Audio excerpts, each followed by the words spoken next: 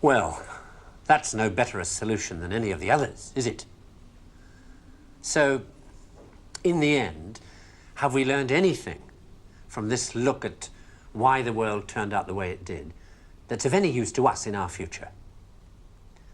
Something, I think. That the key to why things change is the key to everything.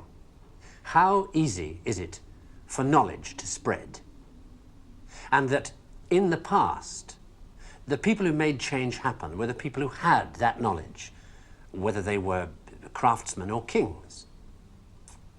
Today, the people who make things change, the people who have that knowledge, are the scientists and the technologists who are the true driving force of humanity. And before you say, what about the Beethovens and the Michelangelos? Let me suggest something with which you may disagree violently. That at best, the products of human emotion, art, philosophy, politics, music, literature, are interpretations of the world that tell you more about the guy who's talking than about the world he's talking about. Second-hand views of the world, made third-hand by your interpretation of them. Things like that, as opposed to this. Know what it is? It's a bunch of amino acids, the stuff that goes to build up a worm or a geranium or you. This stuff's easier to take, isn't it? Understandable, got people in it.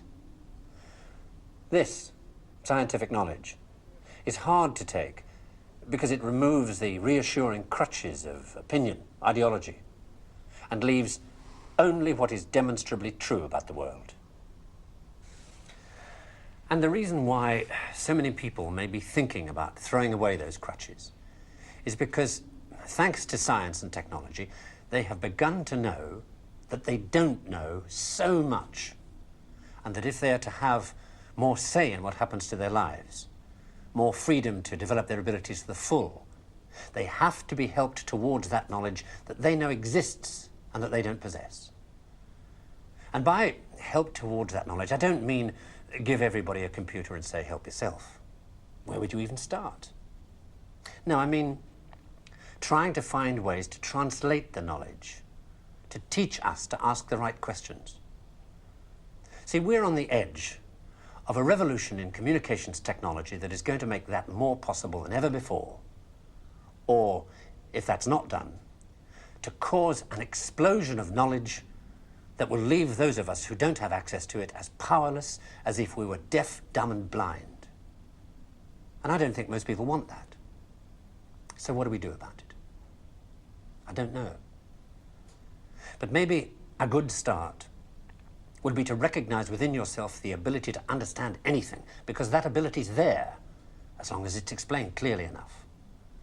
And then go and ask for explanations. And if you're thinking right now, what do I ask for?